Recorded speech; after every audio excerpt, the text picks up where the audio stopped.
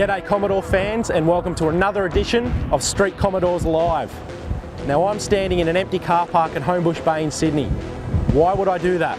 Well, in July, on this very spot, we had just under 900 Commodores, which kicked off Cruise for Charity 2007. As you all know, that was a massive event, all of the action of which you're going to see on this very DVD. We've got a ton more in store too, so stick around. In this edition of Street Commodores Live, a mean and green VK. All the action of Cruise for Charity. So big, it's in two parts. We install an induction system on an LS1. We check out a 600 horsepower Magnum Ute. Pull down an LS1. Gramps takes us cruising. Power Cruise Queensland goes off. We have a chat with Owen Webb. And go inside Jack Daniels Racing.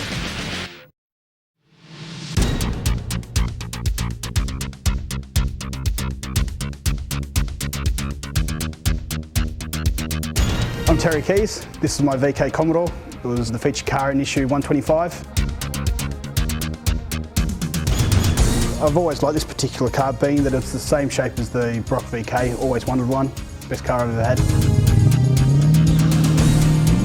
Terry Keys was lucky enough to come across a car in as good a condition as this VK when he was on the lookout for a new car. First got the car, it was actually in really good condition. It had a full retrim already done. It had a new paint job that was done probably about a year and a half before I got it. I had to step it up a bit, make it common now, not common 6 years ago. With neck-snapping performance Terry's major goal, he set about modifying the VK. The already custom trim would no longer do, so Terry had the whole lot done in mustard suede. VK Calais seats hold Terry and his passengers in, with almost every other component being customised. The trim work carries into the boot, where a pair of 15-inch Rockford Fosgate subs live in fabricated enclosures. It's a cabin that's taken Terry home a fair few trophies, and with good reason. So I've won Best Holden at the Wagga Red Fest. I made feature car with Street Commodores. With the trim done, Terry could focus his attention on the motor. Originally a 6-cylinder, Terry replaced that with a warmed-over rebuilt 308. At the time of the shoot, the motor remained at 5-litre capacity with 10-to-1 compression, some light head work, and the standard 4-barrel carby.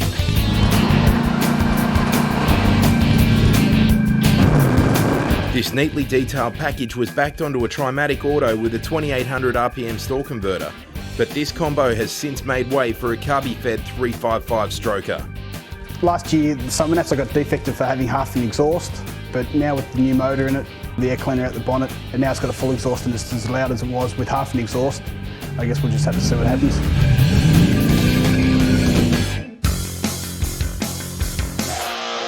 It doesn't exactly fly under the radar though, and Terry's the first to admit that the car gets quite a bit of attention, no doubt due to the awesome visual package.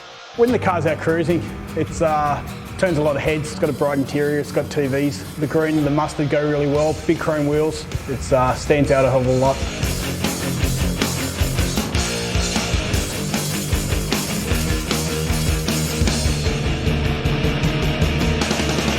On the outside, the VK wears a HDT-inspired kit, over which Shamrock Green has been applied, which works in perfect contrast with the mustard trim. The huge chrome 19s show off the amazingly detailed brakes. It's quality that echoes through the whole build, and not overlooking one part of it is what's landed him a spot in the mag. I do a lot of things differently at the moment, being that I'm going to strip it pretty much after this shoot and start all over again. There's a lot of things I want to get finished on it and tidy up. I definitely want cover.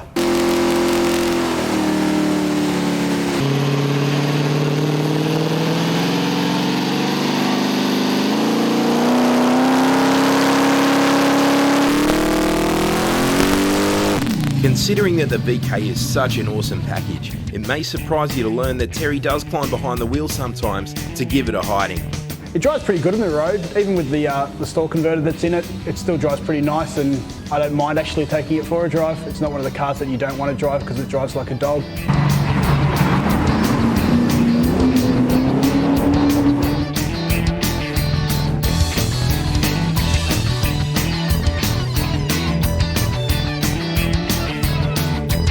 The majority of people like it in the family.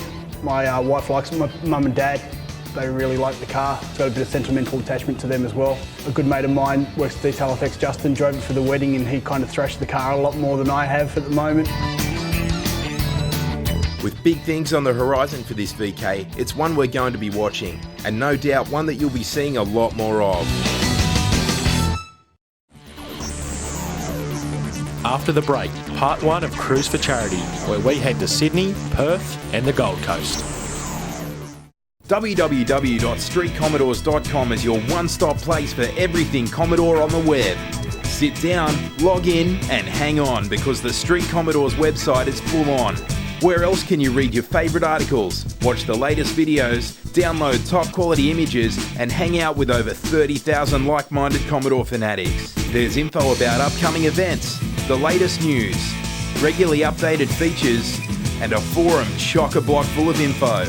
You can also subscribe to the magazine or sign up to receive the Street Commodores newsletter, which puts you in the running to win awesome prizes.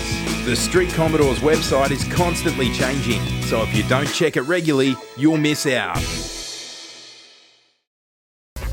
This segment proudly brought to you by XHP Wheels. In its 4th year, the Street Commodores Cruise for Charity event made its way to most corners of the country, touching base in almost every state's capital city to raise money for the Starlight Foundation. Each year, the national tour is kick-started by the Sydney event.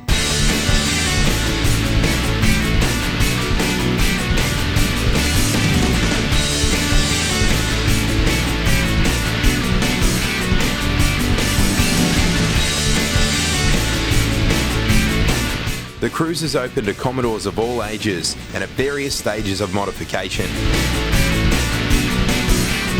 As the longest running event, the Sydney Cruise always attracts a big crowd. This year was no exception, with some 900 Commodores in attendance. $36,500 was raised for the Starlight Foundation, a truly amazing figure and a testament to the generous nature of everyone who was part of the day. Sydney Cruise was reworked for the 07 event, with some 60 Ks knocked off the route to accommodate for the higher entrant numbers.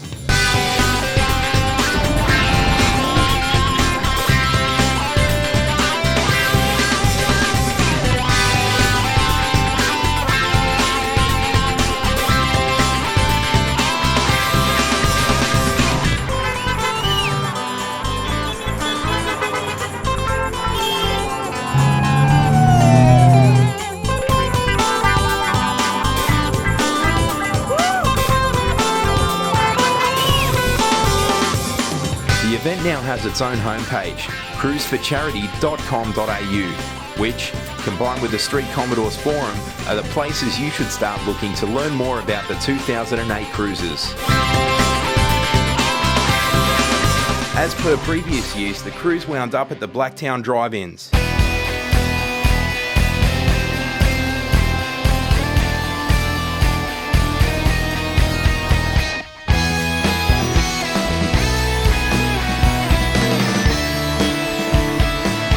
This year's event was sponsored by Maguire's, Motoractive and House of Colour, meaning that all cruisers got a show bag which included a sticker and a shirt. 1,000 sausages were sold on to hungry cruisers. What car are we rolling in? VXSS. It's got a V2 Vortex supercharger on it. The Philippa exhaust, had bigger injectors put in, and an edit done to it. Damien Lowe's Chubby, Nathan Buckley's Dutton Rally Spec GDS and Zoltan Bodo's Senator were just some of the cover cars on show. VH with a 4 and a small block.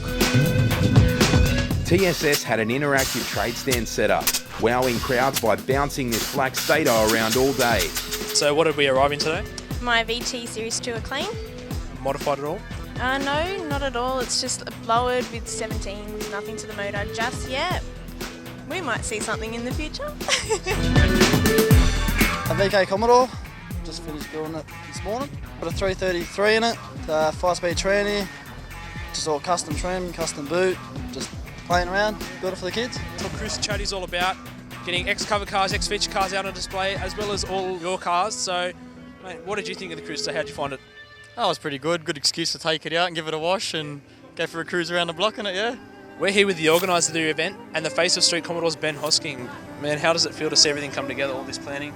Yeah, 6 months of planning, and it seems to go by in a flash, but it's been phenomenal. We've had just under 900 cars, 2,500 people, and at first count, just from the Homebush takings for the donations, 30 grand already. Still more to count, and it's just great. Starlight first reached Australian shores in 1988.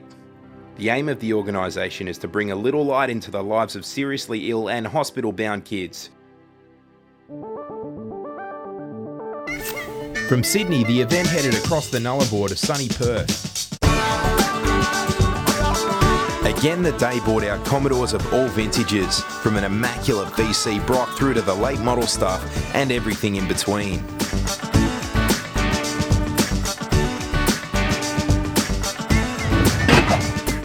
Some 500 cruisers packed the car park at the Edith Cowan University in Joondalup. The Perth Cruise has been running for 2 years now, and in that short time has developed quite a reputation among the community, meaning that some of the hottest Perth cars came out to play. And yes, that dog is wearing a Street Commodores t-shirt.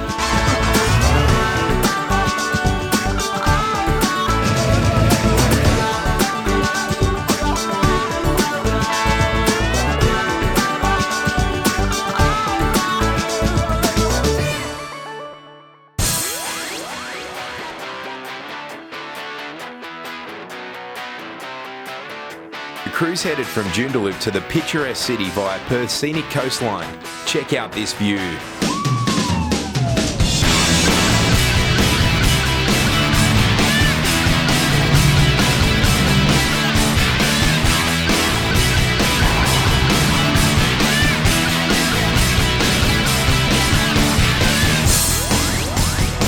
Organisers of the 07 event had the difficult task of finding both locations to hold all these Commodores and a cruise route that would keep the pack together.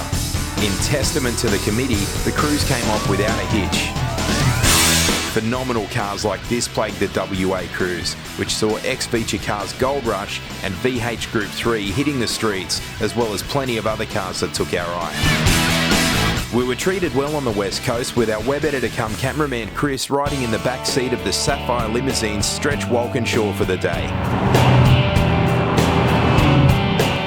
From here, the cruise cut right through the city. Somehow the 500 Commodores made their way through without so much as a hassle.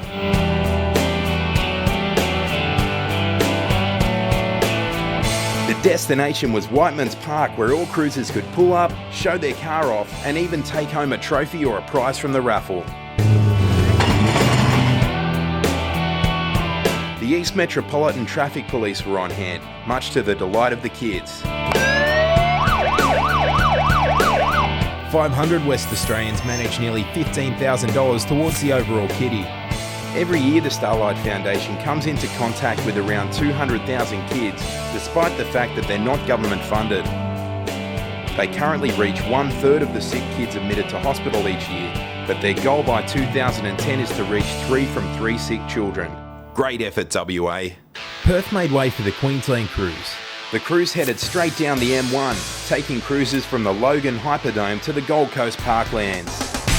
In 2004, Queensland became the second state to adopt the charity cruise, and in its 3-year history, we've seen the event grow exponentially.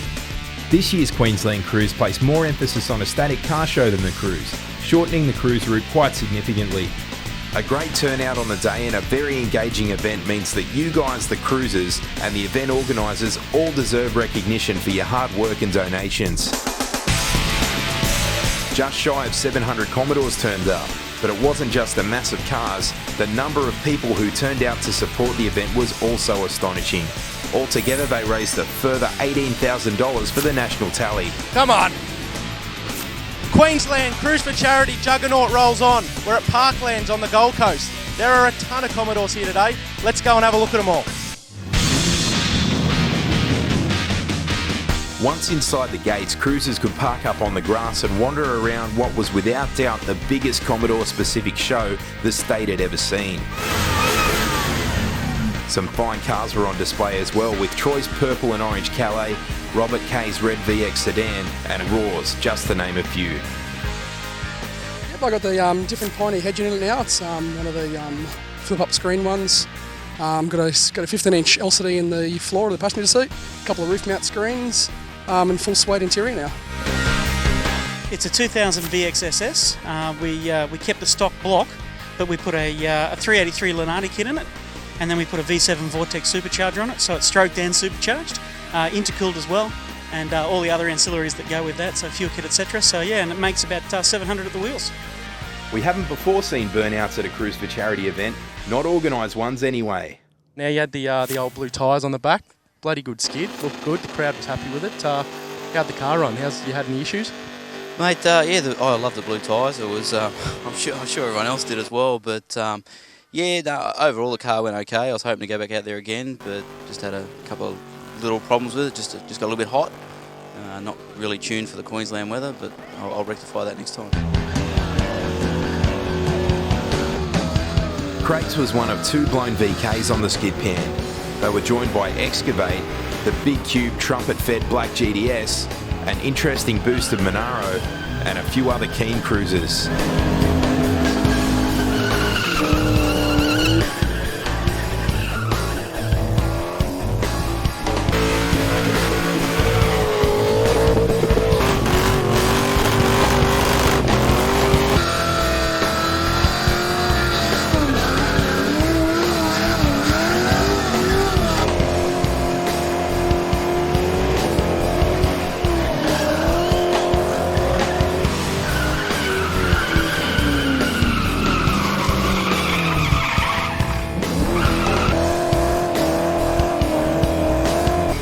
Burnouts aren't something we've seen at previous Cruise for Charity events, but provided a great spectacle on the day and added a ton of excitement to the otherwise still car show.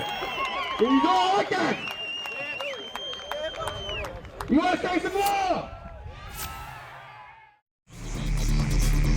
Up next in the Super Cheap Auto DIY, we install an induction system on a VTSS.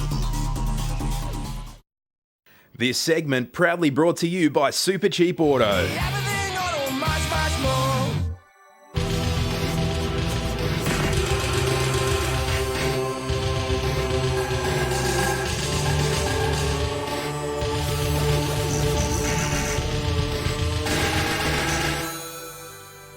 I didn't really want to fit this into Stoney's ute.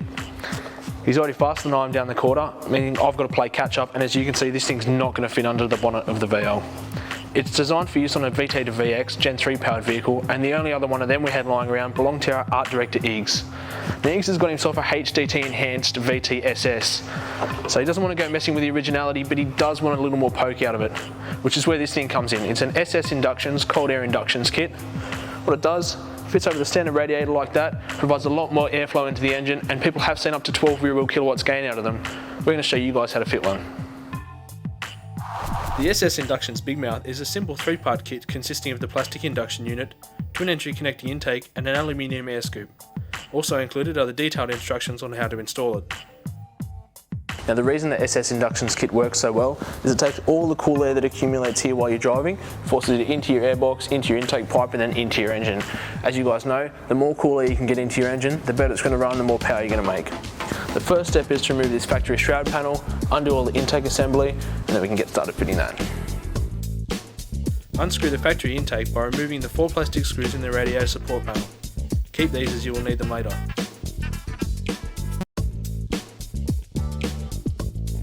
The next step is to remove the top of the airbox. Once removed, we will move on to the base.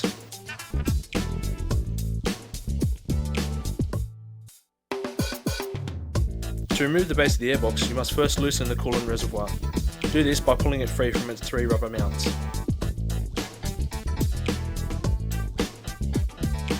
Once the intake assembly has been removed, the new big mouth double entry intake pipe needs to be fitted.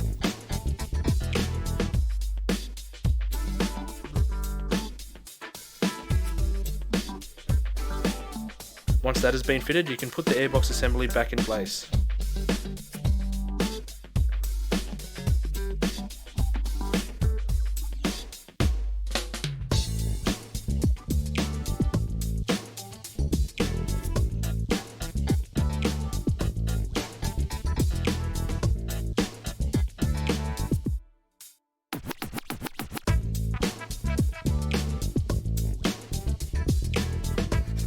Locate the black panel which sits on top of the radiator. This needs to be cut. Cut the black plastic strip off. Take care when cutting the plastic strip not to cut into the radiator.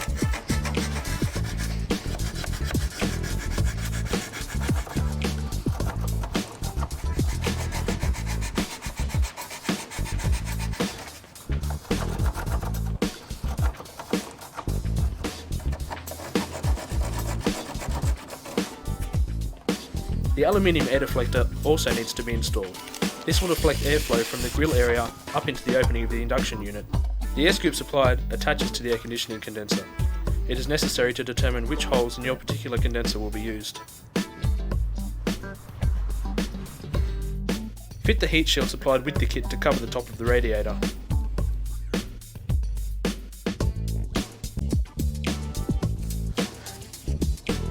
Next, put the new cold air induction unit in place, aligning the 4 holes with those pre-drilled into the induction unit. Secure it with the 4 original plastic screws.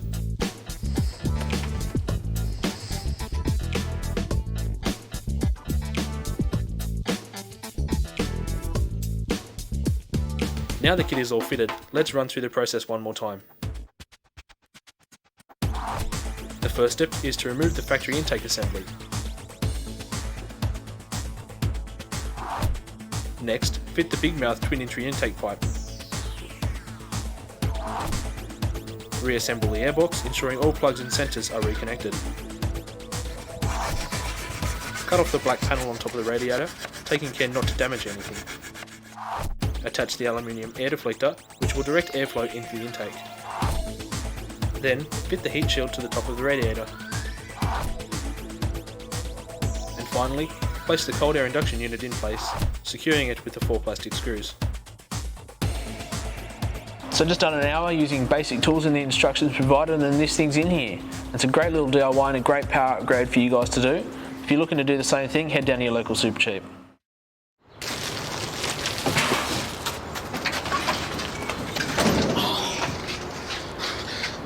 What are you doing? Nothing. Where have you been? Nowhere. You've been to Supercheap Auto again, haven't you? No, I haven't. No. How come you can't close the door? Can? No. With over 10,000 great value ideas for your car, garage and shed, you just can't get enough of Supercheap Auto. Everything auto, much, much more. Next, a 600 horsepower VP Magnum Ute. This segment proudly brought to you by Dyno Dynamics.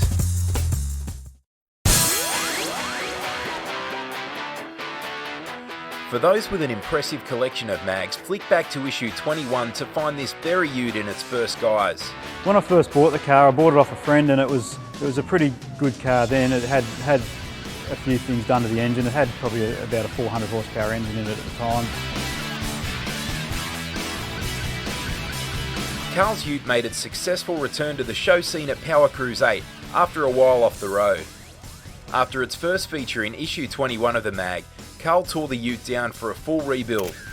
The build wasn't consensual though. Carl had no choice after a pretty grim end to a Wizard Street meet.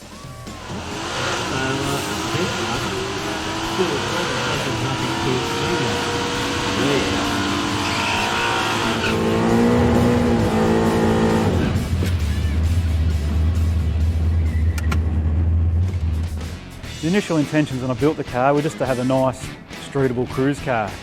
It's got a little bit out of hand since then. It's obviously the engine's gone a bit bigger than what I originally planned to, and the roll cage and stuff like that have made it a little bit less streetable, but yeah, the original intentions were just to have a really nice car that I could drive around and have some fun in. We got in Carl's ear, and before we knew it, we had a second gen on the cover, something that hadn't happened since issue 123 with Sus GMH, and more to the point, a ute. Carl got rid of the old engine, which was badly damaged thanks to a snapped crank, but a new one was sourced and prepared for work. Carl insists that this is the area of the build that took the longest. The hardest thing about building the car would have been probably the engine, just like waiting on parts and just availability of parts and things like that. Replacing the old 355 with Group A manifold combo is a setup that kicks off with a 12:1 compression, 383 cubic inch bottom end. Worked alloy heads, a big roller camshaft and an impressive Cum Racing twin throttle setup helped the ute to make 620 horsepower at the crank. On the road it feels pretty tough, you know, it turns the tyres pretty easily and it's got a good feel, handles good. And rightly so. The driveline is nothing conservative with a fully manualised Turbo 400 Auto, boasting a 5500 RPM stallie, feeding power to a 4.38 to 1 geared Borg-Warner diff. With such a performance-oriented driveline, Carl doesn't get to enjoy the ute much. This car doesn't get driven all that often. It still needs a little bit of sorting out yet before I can start driving it regularly, but it probably doesn't get driven once a month at the moment and take it to the drags occasionally, but that's about it. Some of the best moments I've had with the car are probably mostly at the drags, just having fun with it. And when it's at the drags, the ute is only too happy to reward Carl's work with some impressive numbers. The best ET so far is 11.4 at 119 mile an hour. With a converter change, I'm hoping that it could run into the high 10s in the near future. A 10-second car has never looked so good. Part of the rebuild entailed giving the ute a fresh lick of paint in straight black tinner, which went on effortlessly over the meticulously straight panels and faultlessly fitted Magnum body kit. The contrast of the vibrant red roll cage against the black bodywork gives this ute a very sinister look, as does the tub rear end, a modification that Carl carried out himself. The simple, tough exterior is topped off with the classy 5-spoke 18-inch rims. If I could go back to the start, I'd probably do a few things differently, just probably more the order of the way I've built the car. I'd probably change a few things, do a few different things in the interior and stuff like that.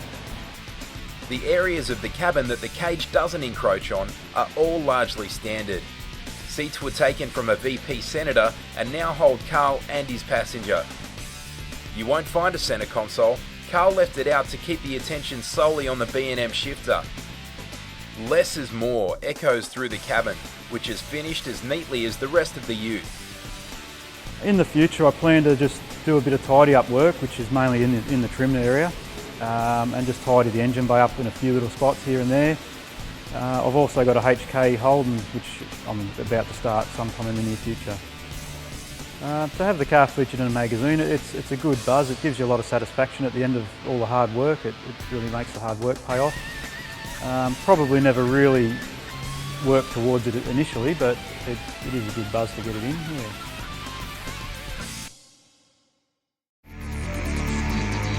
Coming up after the break, we get our hands dirty and strip down an LS1 V8. 60 cars, over 75,000 rear-wheel kilowatts, one dyno.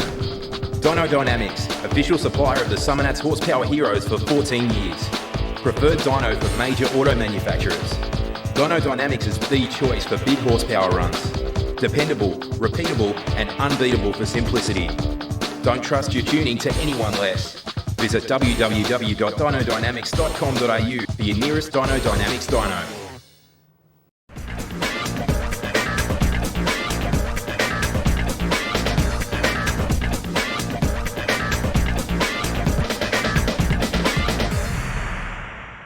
Okay, so for this edition's tech segment, we decided we'd do something a little bit different. In the past, you've seen us install stuff, you've seen us tune stuff, you've seen us build stuff. What you haven't seen us do is see us pull something apart. Now, what are we going to pull apart? Let's go inside Sam's Performance and find out. Well, here it is, the Chevrolet Generation 3 V8, or otherwise known as the LS1. Now, these things are amazingly powerful engines. So much potential in them. And today, we're going to tear it down. We're going to show you guys how it ticks and how the big guns build them for big performance. But if you've been living under a rock and you don't know what an LS1 is, check this out. The LS1 V8 was introduced into the Commodore range in VT Series 2, after having first been seen in the '97 Chevy Corvette. It quickly revolutionised the aftermarket performance scene with its ease of tuning and excellent response to modification. It is an engine with an impressive specs list, including a roller cam and an all-aluminium block with 6-bolt mains. The potential of the LS1 has been demonstrated in such areas as horsepower heroes, with vehicles like Blow 402, and on the drag strip, where Nathan Higgins has run low 9s naturally aspirated. The LS2 and new LS3 are further developments of the LS1, and with continued aftermarket support, the engine is going to be around for a long time to come. Okay, so now you know a little bit more about these engines. Let's rip this one apart and see what it looks like inside.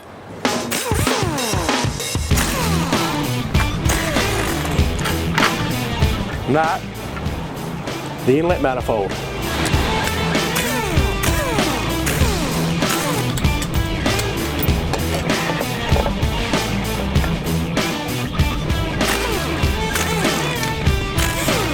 Well, that's the factory rocker cover, and ordinarily you'd see the coils bolted on the top of the rocker cover underneath the standard rocker gear. Next up, we'll remove the rockers.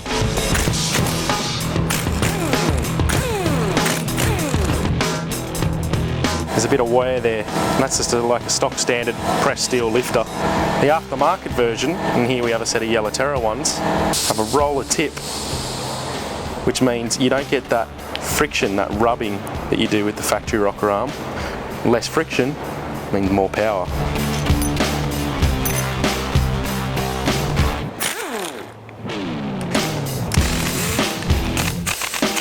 Okay, I've taken off the top row of head bolts. I'll take off the bottom row and rip the head off.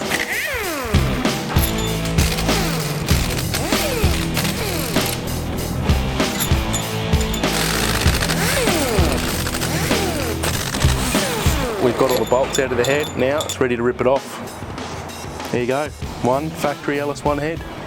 Obviously with the engine being all alloy, it's alloy too, it's quite light and actually flows pretty well out of the box, and with a bit of porting can flow a lot of air, plenty of power. But most engine builders these days are just choosing to go to an aftermarket set of heads such as these ones which Sam uses, which have been CNC ported, which as you can see in the chamber, there's a lot of material taken out, which means, again, more airflow. They've got larger valves and they can just get the fuel in and the air in and then the exhaust out much more efficiently, much quicker.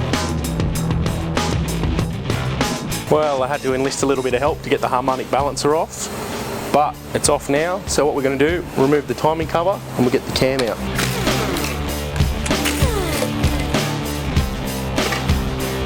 Alright, this is the cam timing gear. And down underneath all this we got the crank, so we're going to pull the cam out first.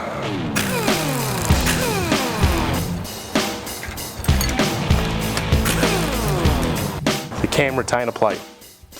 Okay, so the cam's ready to come out, but first we've got to pull the lifters out.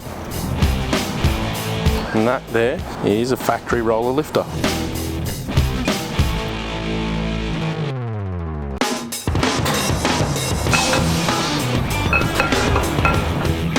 Here we've got the stock cam out of the LS1 that we just pulled.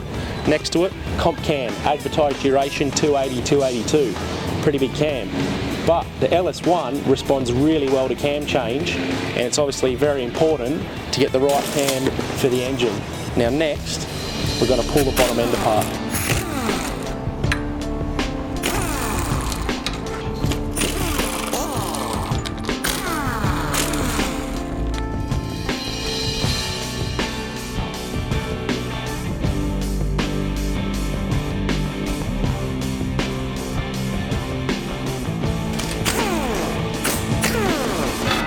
The windage tray. We've exposed the crankshaft and the rods and pistons.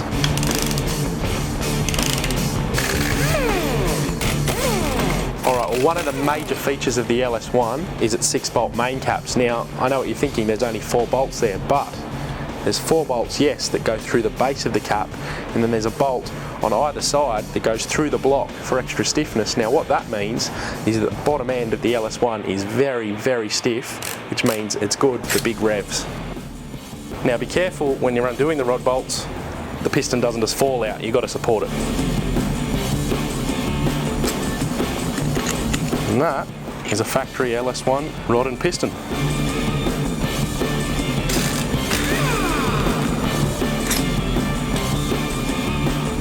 Alright, and now we're ready to pull the crank out. Right, well here we've got the bottom end componentry. There's the stock crank, here's the stock rod and piston. Now this stuff's not bad, and it actually will take 600 plus horsepower, get revved pretty hard, and has also been known to take 15 plus pounds of boost. And Sam tells me he's never seen a stock crank break. But if you go for really big power and also for a bit of extra reliability and also a few extra cubes thrown into the mix, why not upgrade to a 4-inch stroker crank? This is an Eagle unit made from forged steel and also H-beam rod, diamond forged piston. It's good insurance, and these days with the US exchange rate, pretty cheap. Well, that, guys, is the inner workings of an LS1. I know I had fun pulling it apart, and I hope you learned a lot watching me do it.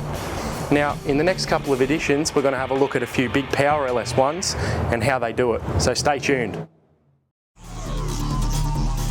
Stay tuned. After the break, Gramps takes us cruising. By signing up to the Street Commodores newsletter, you'll be ahead of the pack when it comes to the latest news, event info, what's on the forums, and a sneak preview of what's in the next issue. It's easy to sign up. Just head to www.streetcommodores.com and follow the links to the newsletter page. There you can tell us a little more about yourself, and when you hit the submit button, you've instantly put yourself into the running to win great prizes each and every month. Go on, what are you waiting for? Warning, the following scenes will excite some viewers.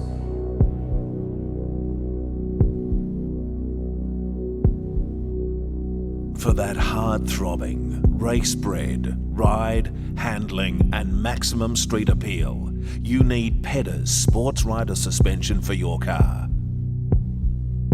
Sports Rider Suspension from Pedder's. Lowered appeal, unbelievable feel, no bull.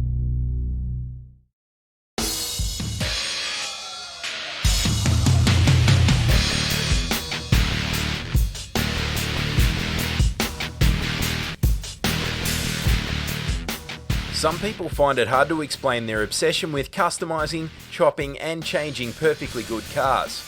But in Ben Wintrell's case, the fascination came with a little influence from Dad.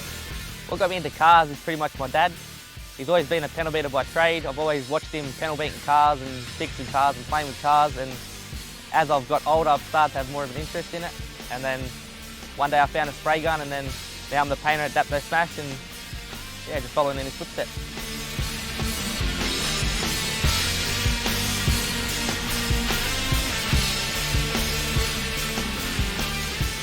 As far as originality goes, it's hard to top Ben Wintrell's Gramps Statesman. I built the car just to get the looks and as a cool cruiser, and I've never seen a car with 3 different colours like I've done on mine. There was no other Statesman going around at that time, and I thought I'd just be original.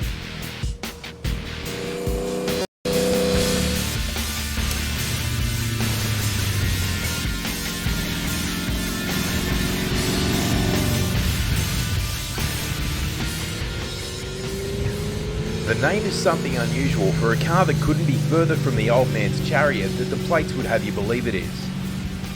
When I bought the car, it was just an old man's car, stock height, stock rims, and then I decided to transform it, and I think I've done a pretty good job.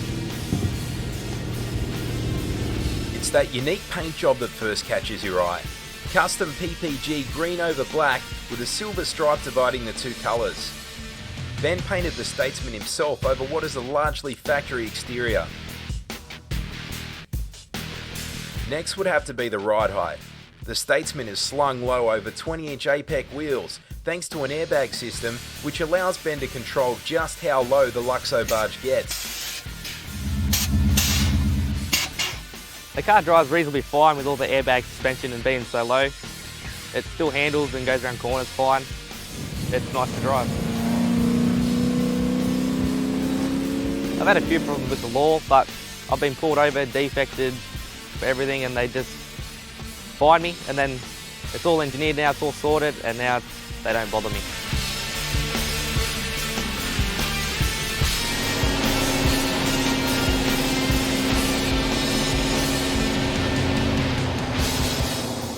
The public reaction is always good. It turns heads, it stops people just stop and stare. It's just unreal to drive. And Ben insists that it sees its fair share of time on the road, dispelling rumours that a car with such a heavy emphasis on looks might just be a garage trophy or a show pony. The car gets driven every day, work, home, around town, mates' houses. I didn't build it just to leave it sitting in the garage. Having the car featured in the magazine was awesome. It put everyone's name out there that helped me in the build, and just have it featured in Street Commodores is just awesome. And then when it decides to go, I've still got something to remember it by. At the time of the feature, the motor was largely stock with just an exhaust system helping power along. But that's changed now with a single plane manifold supporting a 1000 CFM throttle body, topped by a K&N filter sticking proudly through the bonnet. I haven't had many problems with the car, just mainly teething problems, but now that they're sorted, it's just an awesome car to drive. But for all its virtues, Ben's looking to offload the car. My dad likes the car. My mum just thinks it's noisy. All my friends love it, but the car's just time to go. I want to build something old school.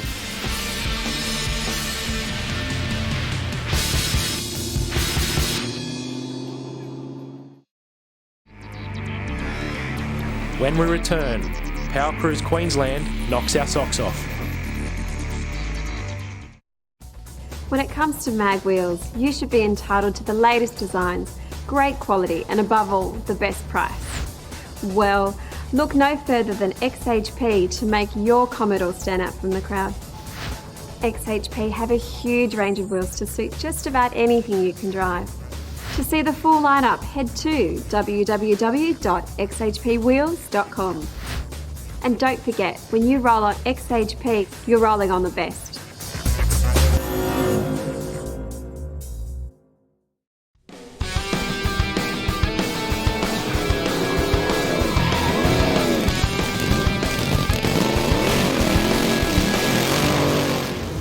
So guys, we've flown the coupe, we've left the office in Sydney, and we've come up to Queensland for Power Cruise 10. Don't know what Power Cruise is? It's drifting, it's burnouts, it's power skids, it's all the fun you can have on the track. Don't believe us? Check it out.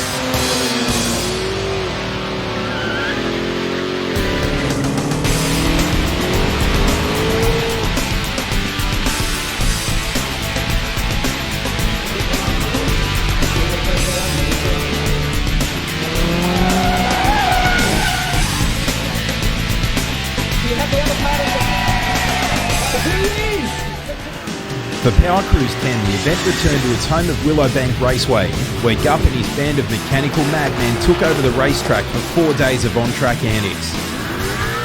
For the uninitiated, Power Cruise is probably the most all-encompassing car show on the scene at the moment, including a show and shine, free roam of the racetrack during dedicated cruise sessions, drifting displays, off-street racing, a dyno display, burnouts, and that's just the tip of the iceberg. If you ever wanted to cut loose in your car, you could do a lot worse than entering it in a Power Cruise event. The biggest draw card for the event is the opportunity to spend time in your own car out on the track with scores of other modified cars, right through from sleepers to all-out high-performance drag cars. What you're looking at right now is the Power Cruise section of Power Cruise. You take your car out on the track and put it up against what other people have bought. This is why Power Cruise gets such a great response. There are very few rules on the track, making it the ultimate in unrestricted cruising.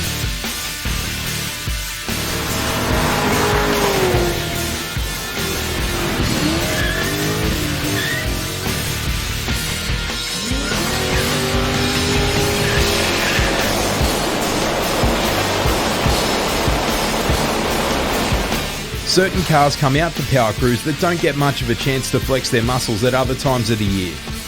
Our cover car from issue 128, Warren Osler's Orange VK 355 Fun, was out tearing up the track. We even spent a few laps with him, strapping the camera in to take you guys along for the ride.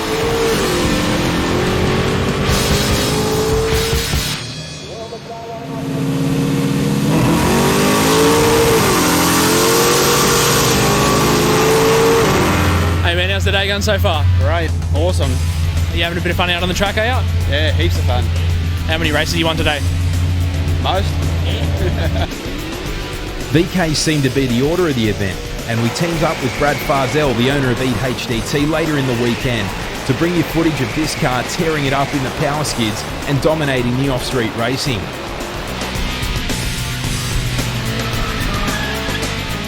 When we weren't out on the track, we had plenty of time to wander around the statically displayed cars and have a chat to a few of the car owners as well as showgoers to see what they thought of Power Cruise.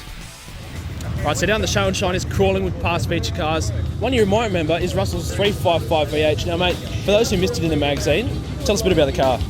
It's a VH SLX 355 stroker, turbo 400 gearbox, 9-inch. Yeah, all the good gear in it. So. And what kind of power is it making? Made 512.7 at 7,000 revs. Mate, so you want to tell us a little bit about what you brought along today? Yeah, just a 90 VQ Statesman. It's got 20-inch BSA rims, new suede interior, tribal flame paint design, full spool locker in it. Goes pretty good. Now, did we see you out in the burnouts last night? Yes, did, yeah.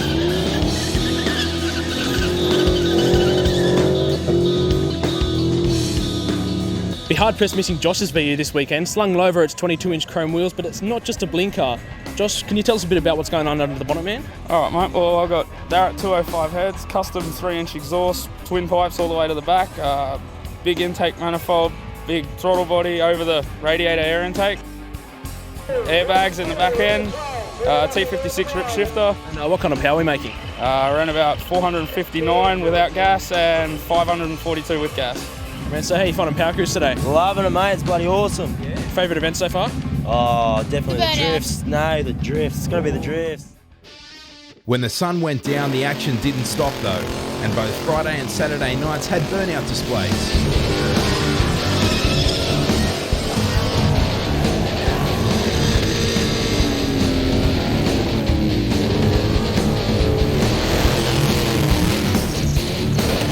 Commodores fared well in the burnouts. Even the maroon BL crushed by the barefoot monster truck mustered up a one-wheeler skid.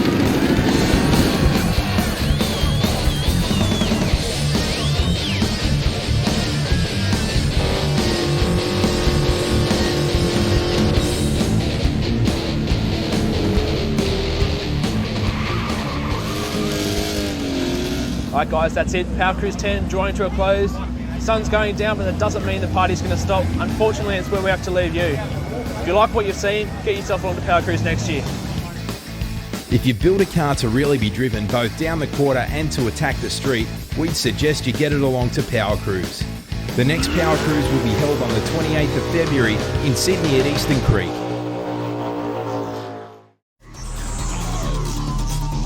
Stick around. We're about to have a chat with Owen Webb.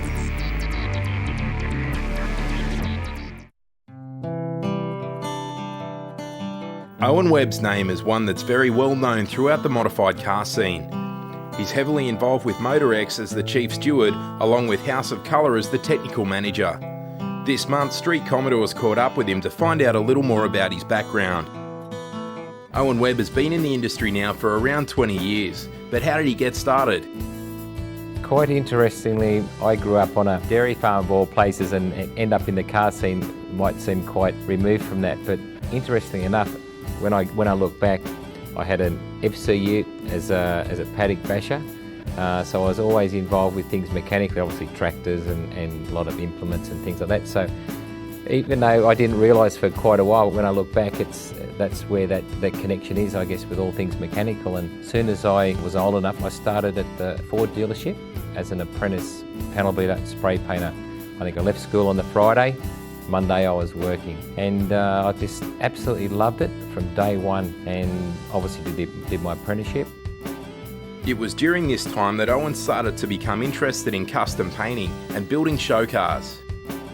I don't know, I guess I'm a person that always liked to challenge myself, and I was always looking for different things. And I had a E.J. Holden back in really early 70s, and I put some fish scales and some lace painting and done things like that, just looking outside the square and challenged myself to do different things and mixing different paints together to make brighter, cleaner colours. And just something that I really enjoyed. Besides his interest in show cars, Owen also has a passion for the street car class.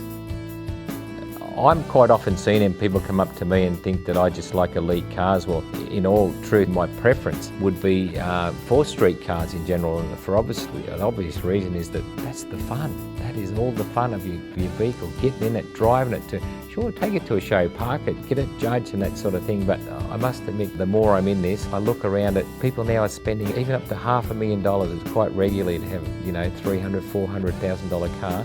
They'll put it on the circuit, show it around Australia for 12 months, might get 18 months of that. And then that car sits in the garage. I just think that they're missing all the fun of what the real street car or the street machine scene is about. So I absolutely agree that you've got to get in it and got to drive it. Speaking of street cars, there was certainly plenty of them to look at this year's Motorex, along with plenty of other classes of cars. And it was none other than Owen Webb himself who was the top judge at the event. Motorex this year was, I thought, as always, it's the premier indoor show in Australia. And the reason for that is obvious, because with the Maguire Superstars, we choose the best 2 street machines and the best 2 hot rods from every show around Australia, and they come there for the final. So you'd like to think it would always be the best. But I thought overall, the standard throughout the whole show at Motorex was good.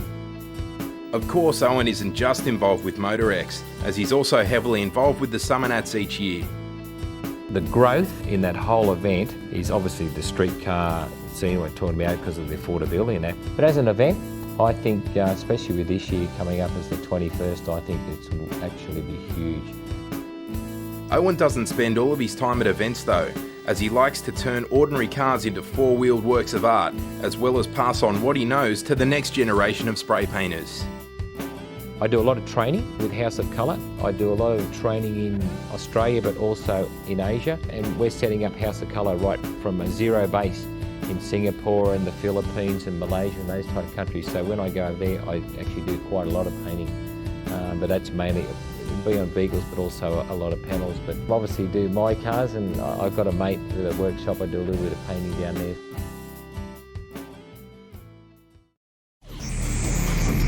Up next, we take you inside Jack Daniels Racing. Simply purchase a 10-issue subscription or subscription extension to Street Commodores for $99.50, and you'll also receive a free 5-issue subscription to Extreme Holdens worth $39.75. To take up this great offer or to check out other awesome subscription offers including huge discounts and free gifts, just go to www.streetcommodores.com. 60 cars, over 75,000 rear-wheel kilowatts, 1 dyno. Dyno Dynamics, official supplier of the Summer Nats Horsepower Heroes for 14 years. Preferred dyno for major auto manufacturers. Dyno Dynamics is the choice for big horsepower runs. Dependable, repeatable and unbeatable for simplicity. Don't trust your tuning to anyone less. Visit www.dynodynamics.com.au for your nearest Dyno Dynamics dyno. V8 supercar racing is big business, where the difference between running at the front of the field and qualifying at the tail can simply be the blink of an eye. Over the next few issues, Street Commodores is taking you behind the scenes in the workshops of Perkins Engineering, where the Jack Daniels Racing Commodores of Shane Price and Jack Perkins are produced. Price, in his first full season of racing in the top category, is tabbed as a future Holden star. And who better to show us around the cockpit of his VE Commodore? Well, this isn't your regular VE Commodore, it's the Jack Daniels Racing V8 Supercar. Shane Price gets to steer this thing at 14 weekends of a year in 2007. The first thing that I guess strikes you, Shane, from stepping inside one of these cars rather than your normal road-going car down the street, there's not much in here that's built for comfort. Everything's got a purpose and everything's here for a reason. That's right. Yeah, I mean, everything is. We generally keep most of the stuff we can see on the steering wheel, which I use out on the track. And of course, the switches off to my left. There's quite a bit to do with fuel pumps, etc., and we'll get to that soon. Firstly, I'll explain a little bit to do with the steering wheel. Basically, there's a number of things here, some which control the Motec dash, I suppose the computer system in a V8 supercar. I can flick through pages showing me from lap times to brake pressure to throttle percentage to just about anything you name it, temperatures, oil pressure, anything I can see from in the car. Many of you know, you see the V8 supercars going through pit lane and they seem to bang and crackle and go down pit lane. That's because we have this switch here. We can put that on and it's a speed limiter. Basically, I switch this, I hold about 20 to 30% throttle and it will not go over 40 kilometres an hour. But you have to be in first gear, don't you? We have to be in first gear, and that's a trap for the young and old. Off to this side, I have a drink, so I can push this button and it basically pumps water through my drink straw and into my mouth. So I don't have to work, I can just drink. So as soon as I push that, I just start pumping water straight through me and into me.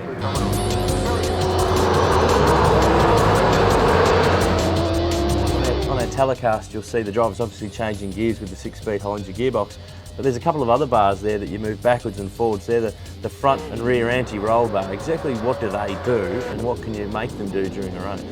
Basically, these are the bars.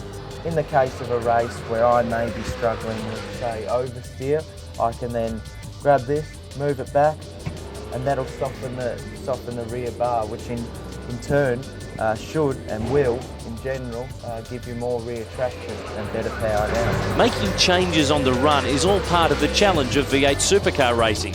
There's a myriad of switches and adjustments that can be made within the car, some for performance gains, others simply to keep the vehicle operational. In the case of the Perkins-built cars, there's a unique single-panelled box, lovingly referred to as the Tower of Power. This is the brains of the car, and starting the race-bred 5-litre V8 isn't as simple as turning a key. What are the main ones that you'll use over the course of a race? Basically, as I said, we try and keep everything to the steering wheel, which in theory I would use while I'm out there. However, there's definitely things which I require out here. We'll start at the top. Obviously, sometimes I need to start it when I've come off, but from word go, you need to start it. And to start it, you need to have all the fuel pumps on, so main. Basically, there's the Larry L. So when you want to go, that's the L, and generally the Larry L will let you go. So basically, when all that's on, we know we're able to start. And of course, here we have the coolers, so they have to be on, and then this is switched to auto. So generally, once the car starts, the coolers will then start up and start cooling.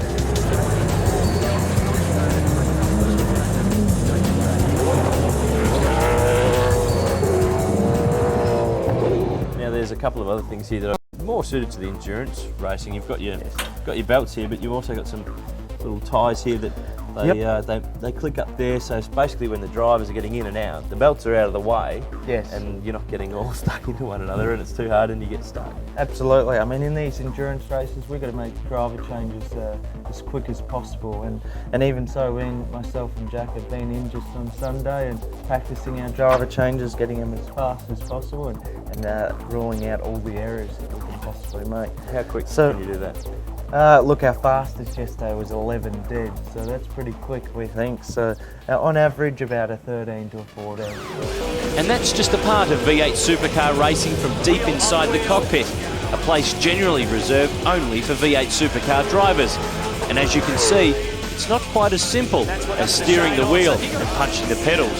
These guys are very busy in their office, an office that can do 300 kilometres per hour.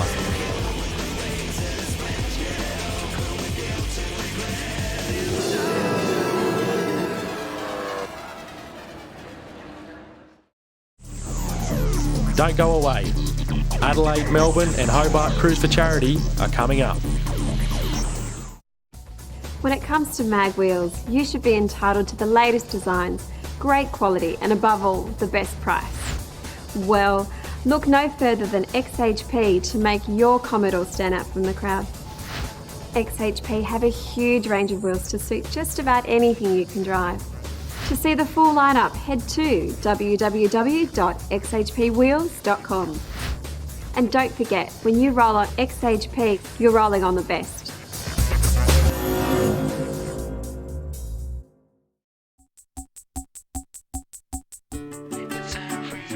2007 was the first time Cruise for Charity had made its way to the City of Churches. But with a strong organising committee behind the day, we knew that the event was in safe hands. We sure didn't expect to turn out anything like what we got, nor did the organisers by the looks of things, with the monstrous crowd cramming both the meet and destination points. The South Australian cruisers met on the lawns outside the Cheltenham Racecourse. You're staring at over 400 Commodores from the city of Adelaide, with everything from late model race cars to tastefully modified early girls.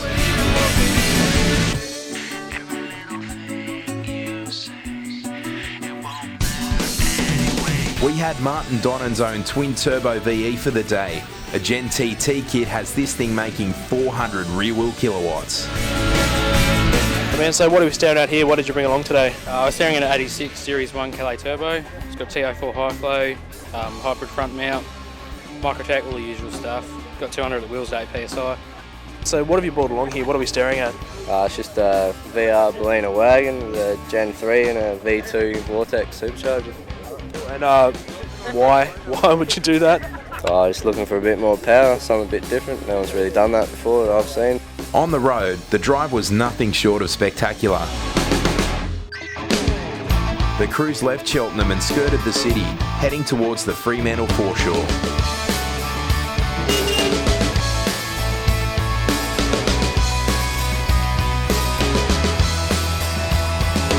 When driving for such a great cause, the atmosphere is always friendly, with people having a great time. The 100+ kilometre drive was broken up by a timely homecoming. These Commodores took a quick pit stop outside the Holden production plant in Elizabeth.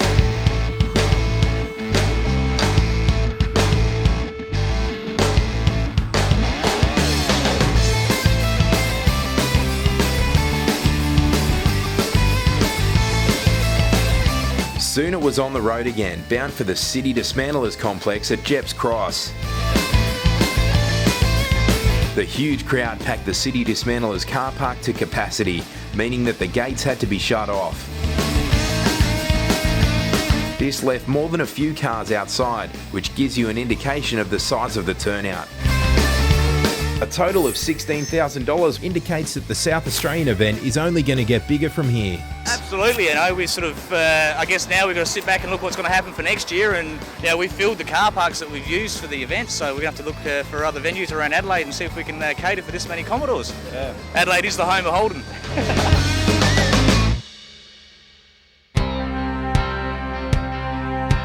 The following week saw the event head south to Melbourne for what has to be the largest assembly of Commodores ever in one place. And all for such a great cause. There were numerous pre-meets around Melbourne, like this one behind the Sunshine Markets.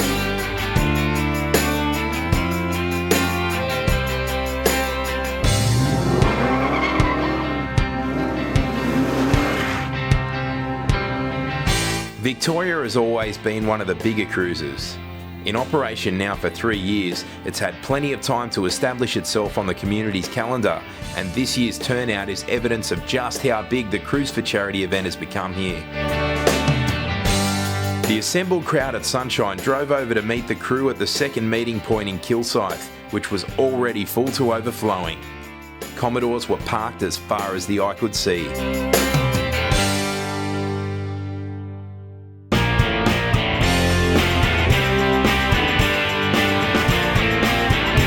Together, close to 1,000 Commodores headed through the Dandenong Ranges. The cruise route was fantastic and gave drivers the opportunity to open up their cars through the twisty mountain roads.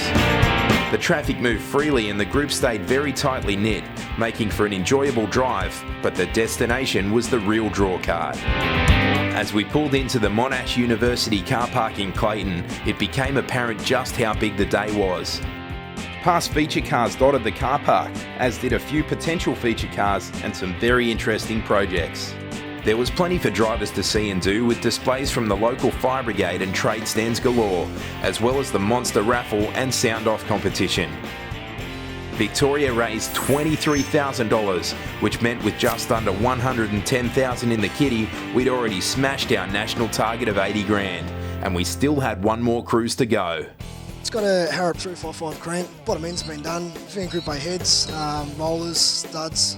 It's got 10.4 to 1 comp, Hypertech pistons, M&M race engines built the engine, Heidelberg, twin throttle body manifold. And what kind of power does it make? It makes 287 at the back wheels. The Lexus lights, yep. We've cut up just up here to fit in the lights, adjusted here, smoothed off the back boot, and yeah, this is what we're coming up with. Nice and smooth. Now mate, the white one's not bad either. What do we got done to the white one? All the cam work, head work, still a bit more to do, but at the moment, just ease off for a bit. Nice cruisers. Yeah, that's it. Beautiful. 2 VQ Statesmans. How lucky is he? Massive day. How many cars did we have? Probably about 980. 980. Now, by my calculations, that's about 83 more than Sydney, so you beat us. I hate it. I don't like it. But hey, it's all for the kids. That's it. That's what it's all about. Another first for the event, the cruise crossed the Apple Isle to Tasmania. The Tasmanian leg started at the Derwent Entertainment Centre. Hobart had never seen a Cruise for Charity before, so when Jess and her team stuck up their hand to bring the event over, we were only too happy to pass over the reins. The committee didn't have nearly as much time to bring the date together as the mainland cruises had, and for the event's first foray into the island state, a turnout of 120 cars and a cash amount of over $4,200 is awesome. Commodore owners of Tasmania truly have something to pride themselves on after this day, and you can bet the event will be back there in 2008.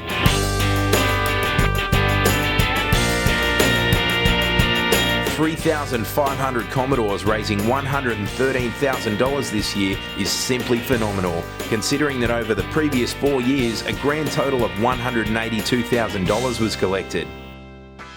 In the past 2 years, 9 wishes have been granted, including all 5 wishes from this year's candidates. Cruise for Charity was a huge success, wholly and solely because of you. You brought your cars out and helped raise the money, and no doubt had a ball in the process. The event is one that you, the cruisers, can be proud of. The Tasmanian cruise left from the Derwent Entertainment Facility in Glenorchy, winding along the hilly Tasmanian roads on their way to Lennox Park.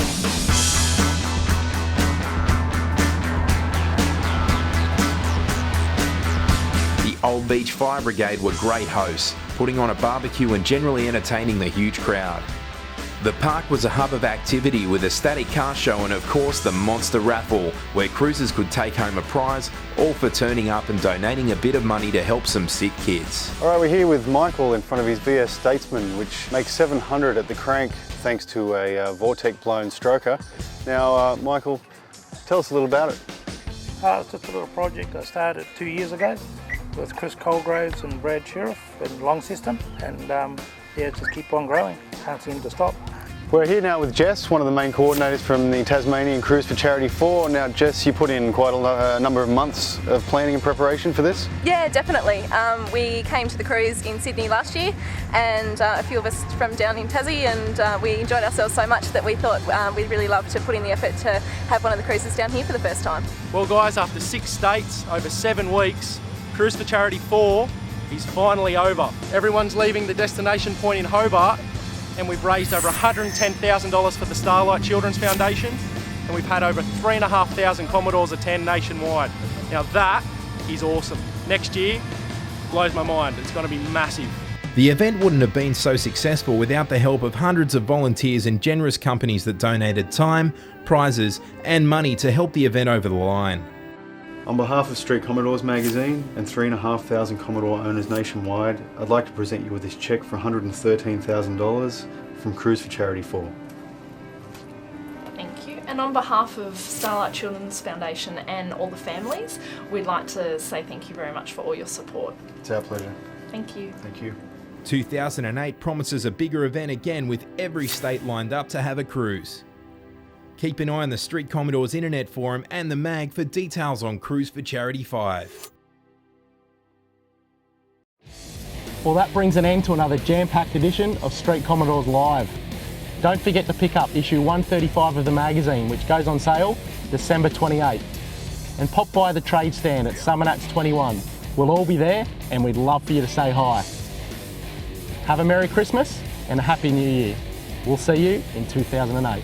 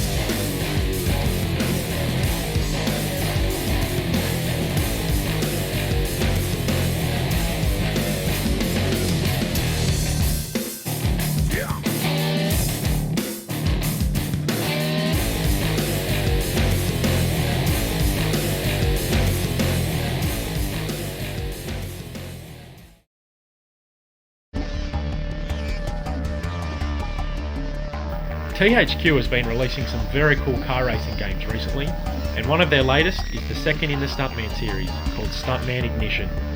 We got an invite down to the launch in Melbourne, which included some very cool stunt driving at Sandown Raceway. Stuntman Ignition. We're out at Sandown Raceway for the launch of Stuntman Ignition. Why are we here? We're getting taught how to stunt drive. Check this out. How cool is that? We're getting taught how to do 360 spins, we're getting taught how to do handbrake turns, and the best bit of all, the jumping with stuntdrivingschool.com.au. So let's go have a look. We spent a morning with the team from Kevin Flynn Driver Dynamics, thrashing around in some unsuspecting little Toyota Echoes. We started with wild 360-degree multiple spins, which are caused by two wheels being on slippery vinyl and the other two sitting on tarmac. As soon as you brake, the car starts spinning.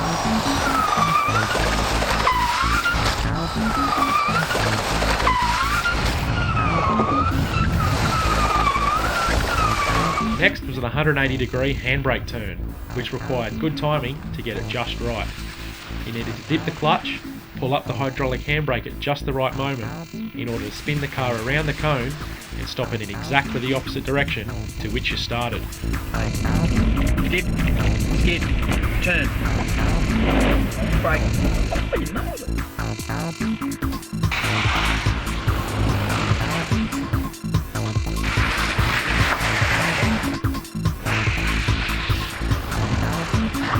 The final challenge was an interesting one, launching the Echo off a jump and onto a ramp. It was a case of listening to your instructor, sticking to the set speed, and being as consistent and smooth as possible.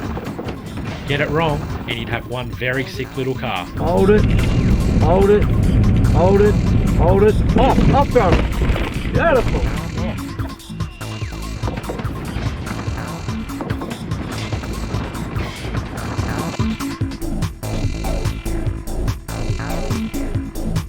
When we'd had our fun, Kevin jumped into his two-wheeling car and showed us why he holds the record for driving on two wheels.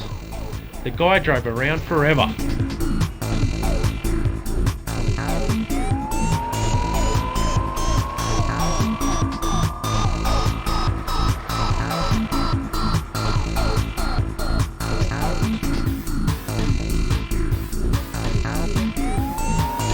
With the real stunt driving fun and games over, we all loaded into the stretched Hummer and headed to THQ's office in St Kilda to play the game. If you complete 75, 80% of a level, you'll unlock the next film. They're all very, very blokey films. You've got disaster movies, spy movies, superhero movies. It's the kind of thing where we want to drive fast cars and things explode, simply put. So I'm hitting the yellow objects, following director signals.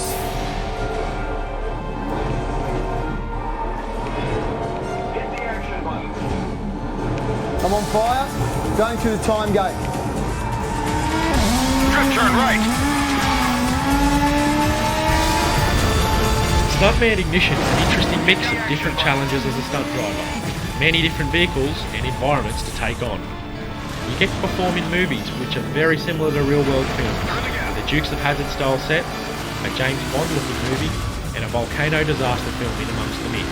You must hit each direction to score a perfect round, as if you miss stunts, you may have to reshoot the scene.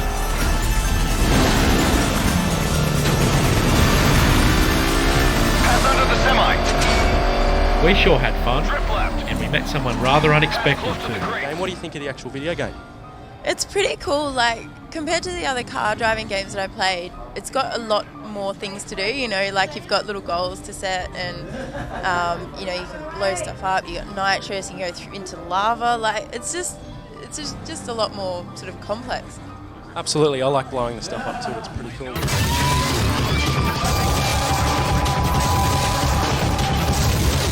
Stuntman is a great game, and THQ have several new releases out just in time for Christmas. Head to www.thq.com.au to check out their range.